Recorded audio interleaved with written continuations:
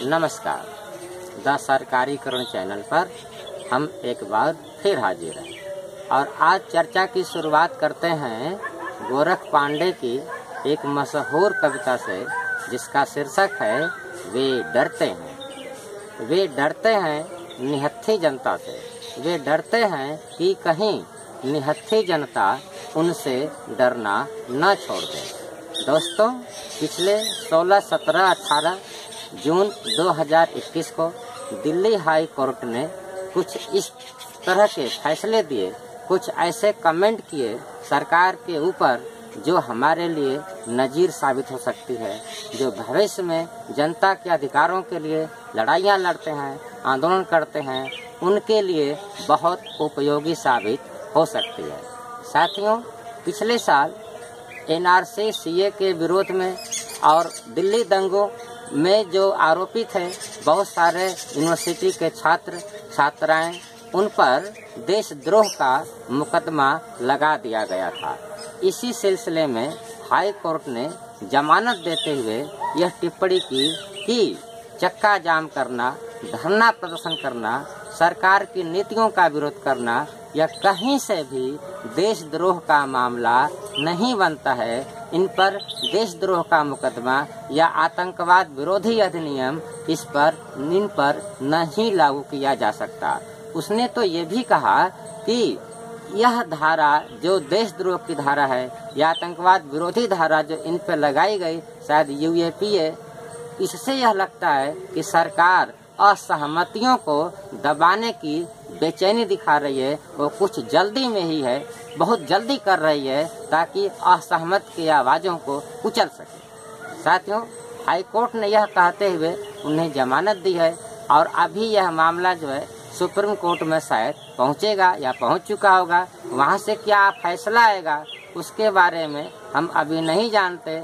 ऐसे जो अदालतों का मामला है अप डाउन होता रहता है। जैसा कि आप पहले देखेंगे, इंदिरा गांधी ने जब इमरजेंसी लागू किया, उसके बाद जब चुनाव हुए और इंदिरा गांधी चुनाव हार गईं, तो बाद में जिस जज ने उनके चुनाव को रद्द किया था उसका लगभग अपमान करते हुए उनसे जूनियर जज को सुप्रीम कोर्ट का मुख्य न्यायाधीश नियुक्त कर दिया था। इस पर ढेर सारे सवाल उठाए गए थे। आज क्या उसी तरह की स्थिति है? क्या आज जैसे कि बहुत सारे लोग दावा करते हैं या टिप्पणियां करते हैं कि यह घोषित इमरजेंसी का दौर चल रहा है, इस तरह से समाज में अफवाह है या सच्चाई है, हम नहीं कह सकते, लेकिन बहुत सारे लोग ऐसा कहते हुए सुने जाएंगे, देखे जा सकते हैं कि भाई इस दौर में सरकार के खिलाफ कुछ भी बोलोगे तो तुम पर देशद्रोह का मुकदमा लग जाएगा, तुमको पुलिस उठा ले जाएगी। मतलब कि लोग वाकई डर रहे हैं। ऐसा लोकतंत्र में नहीं होना चाहिए। जब लोकतंत्र जनता द्वारा जनता के लिए, जनता के हित के लिए है, तो फिर आम जनता अपने लोकतंत्र में सरकार के विरोध से, उसकी नीतियों के विरोध से क्यों डरे? अगर कोई नीति, कोई ऐसा कानून समाज के किसी समूह को, किसी तबके को ऐसा लगता है कि वह उसके हितों के खिलाफ है, तो उससे यही संविधान अधिकार देता है कि वह कानूनी प्रावधानों के तहत विरोध प्रदर्शन, चक्का जाम, धरना जो उचित हो उसे कर सकती है। मतलब ये कि जनता के हाथों में विरोध करने का अधिकार हमारा संविधान उसे देता है। लेकिन आज का दौर कैसा दिख रहा है? साथियों, आप सबको मालूम है कि ये जो आंदोलनकारी छात्र हैं, जब वे NRC के खिलाफ, CA के खिलाफ या और किसी मामलों के खिलाफ या JNU में जब फीस बढ़ाई जा रही थी, निजीकरण के तहत कुछ मामला बन रहा था, ऐसे बहुत सारे यूनिवर्सिटियों में जिनको स्वायत्तता के नाम पर फीसें बढ़ाई जा रही हैं, सरकार शिक्षकों को वेतन वगैरह जो देने की बातें हैं उनसे पीछे धीरे धीरे हट रही है। इन सारी चीज़ों पर जो सवाल उठते हैं, तो या जैसे वहाँ कोई आंदोलन होते हैं तो सरकार उन्हें कुचलने के लिए दूसरे तरह की बहानेबाजी करती है। इसी तरीके से कृषि बिलों का मामला है।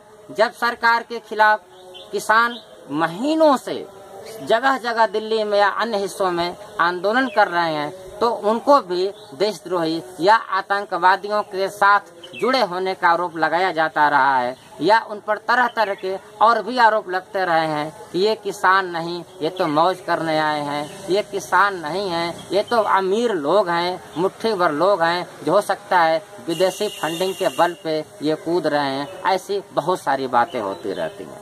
तो क्या करना चाहिए साथियों?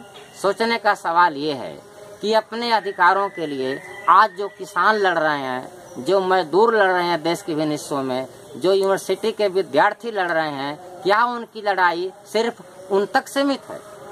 अगर वे लड़ाई सफल हो जाती है, उनकी लड़ाई जीत जाते हैं, तो इससे फायदा क्या सिर्फ उन्हीं को होगा? मान लीजिए अगर जनों के बच्चे फीस वृद्धि को रोकने में कामयाब हो जाते हैं, या हॉस्टल की जो सुविधा अब तक चली आ रही थी उसको बनाए रखने में कामयाब हो जाते हैं, तो क्या कल को जो पढ़ने वाले गरीब बच्चे यूनिवर्सिटी में पहुंचेंगे उनका फायदा नहीं होगा?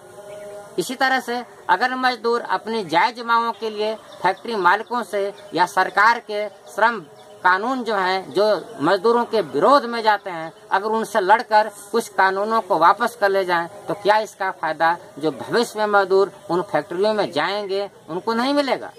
इसी तरीके से अगर किसान इन कृषि कानून जो काले कानून कहे जा रहे हैं इनको वापस कराने में अगर सफल होते हैं, तो क्या इसका फायदा जो पीढ़ी किसानी करेगी उसको इसका फायदा नहीं मिलेगा?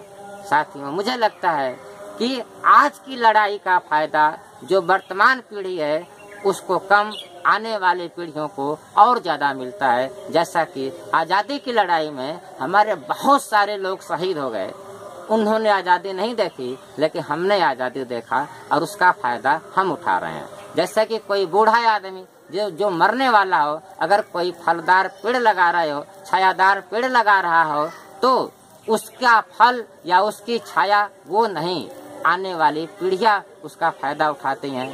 तो इस तरह मुझे लगता है कि अगर कोई आंदोलनकारी देश के किसी हिस्से में, अगर वह न्यायपूर्ण आंदोलन है, अगर वह जनता के हित में आंदोलन है, तो उसका समर्थन किया जाना चाहिए, क्योंकि उसका फल आने वाली पीढ़ियों को भी निश्चित रूप से मिलता है। और अगर किसी देश की जनता अपने शासन करने वाली सरकारों से जो वो उन पे अत्याचार कर रही है, अगर उनसे डरकर अपनी आवाज निकालना बंद कर देगी, अपने घरों में दुबक जाएगी, उसके अत्याचार का सामना करने से हिचकेगी, तो मुझे लगता है कि लोकतंत्र खतरे में पड़ जाएगा। तब यह लोकतंत्र लोकतंत्र नहीं रह जाएगा, यह धनतंत्र में तब्दील हो जाएगा, जैसा कि आज होता हुआ दिखाई दे रहा है। साथियों, सांसद या विधायक या जिला पंचायत अध्यक्ष या ब्लॉक प्रमुख अध्यक्ष, इन किसी पदों को लीजिए, आप देखेंगे कि देश में शायद ही कोई ऐसा कोई सांसद हो, ऐसा कोई करोड़पति हो, ऐसा कोई ब्लॉक प्रमुख हो या जिला पंचायत अध्यक्ष हो जो करोड़पति या अरबपति न हो। साथियों, आज कहने को तो यह है कि कोई भी चुनाव लड़ सकता है, लेकिन आप सोचिए कि जिसकी कोई निश्चित आमदनी नहीं है, हो सकता है कि बेरोजगार हो सकता है कि कोरोना काल में उसकी फैक्ट्री से वो निष्कासित हो गया हो मजदूर, हो सकता है कि बहुत सारे लोगों के लिए खाने के लाले पड़े हों, तो क्या ये लोग जमानत राशि जो हजारों रुपए में है उसे जमा कर सकेंगे? कहने को तो कहा जाता है कि लोकतंत्र में कोई भी चुनाव लड़ सकता है, लेकिन सबको मालूम है कि आज सांसद की सीटें जीत लेना या विधायकी जीत लेना या जिला पंचायत अध्यक्ष बन जाना या सिर्फ और सिर्फ करोड़पतियों का खेल है। साथियों, जिस तरीके से इन सीटों पे सिर्फ करोड़पति लोग जीतते चले जा रहे हैं, उससे यह साबित होता है कि हमारा लोकतंत्र धीरे धीरे धीरे धीरे अरबपतियों के हाथों में, करोड़पतियों के हाथों में, पैसा वालों के हाथों में सरकता चला जा रहा है। जनता पीछे हाथ मलती रह जाएगी, इस बात की पूरी आशंका है। ऐसे दौर में जब सरकारें जो सरकारी सुविधा है अस्पतालों की, जैसा कि आप देखेंगे कि जो CHC है, चाहे वो गांव में हो चाहे छोटे कस्बों में हो, कहीं भी उसमें नाम मात्र की चीजें भी नहीं दिखाई दे रही है। हो सकता है कि जो गांव में छोटे मोटे अस्पताल हैं उसमें सुअरें घूमती हों, उसमें डॉक्टर शायद महीने में एक दिन भी ना बैठता हो, उसमें दवाओं की तो बात छोड़िए, कोई झांकने तक नहीं जाता है। वहाँ पे इतनी गंदगी है कि शायद वहाँ पे जानवर भी बैठना पसंद न करें। इसी तरीके से जो और अस्पताल हैं, बड़े अस्पताल, उसमें मरीज जाएगा, सिर्फ उसको पर्ची थमा दी जाएगी। यही हाल जो तथाकथित अच्छे जो प्राइवेट संस्थान है, वहाँ लूट मची हुई है। सरकारी स्कूलों में तो पढ़ाई की खैर बात जग जाहिर है। तो क्या इन चीजों के खिलाफ अगर आम जनता सड़कों पे उतरेगी, आंदोलन करेगी, अगर उसे जेल जाना पड़े, अगर उसे लाठियां खाना पड़े, अगर उसे तरह तरह के सरकारी अत्याचार झेलना पड़े, तो क्या उसे इसके लिए तैयार नहीं रहना चाहिए? साथियों, हमें लगता है कि किसी भी जुल्म का अगर जनता खामोशी से सहन करेगी तो वह भी एक अपराध है, जिसको बार बार कहा जाता है कि अपराध करने वाले से बड़ा अपराध सहने वाला होता है। तो साथियों, मुझे लगता है कि यह दौर ऐसा आ गया है कि अब हर किसी को, जिसको भी लगे कि उसके सामाजिक, आर्थिक, राजनीतिक हितों पे कुठाराघात हो रहा है, उसकी जिंदगी को खतरे में डाला जा रहा है, तो उसे चुप रहने के बजाय उसे अपनी आवाज उठानी चाहिए। जैसे आप देख रहे हैं कि रवीश कुमार, पुण्य प्रसून वाजपेयी, अभिसार शर्मा, अजित अंजुम, विनोद दुआ जैसे बहुत से लोग हैं जो जनता की आवाज बने हुए हैं। आज के दौर में जो जनता की बात करते हैं और इनको भी तरह तरह की धमकियां मिलती रहती हैं, तो क्या ये अपना काम बंद कर दें? इसी तरह से बहुत सारे मित्र हैं जो सलाह देते हैं कि आपको थोड़ा सावधान रहना चाहिए। तो मुझे लगता है कि किसी ने ये ठीक बात कहा है कि जब तक लड़ोगे तब तक बचोगे। लड़ना बहुत जरूरी है। तो साथियों, लड़ोगे तो बचोगे, डरोगे तो मरोगे। इसलिए अत्याचार खिलाफ, अपने अधिकारों के लिए, आने वाली पीढ़ियों के लिए लड़ना जरूरी है, डरना नहीं। धन्यवाद।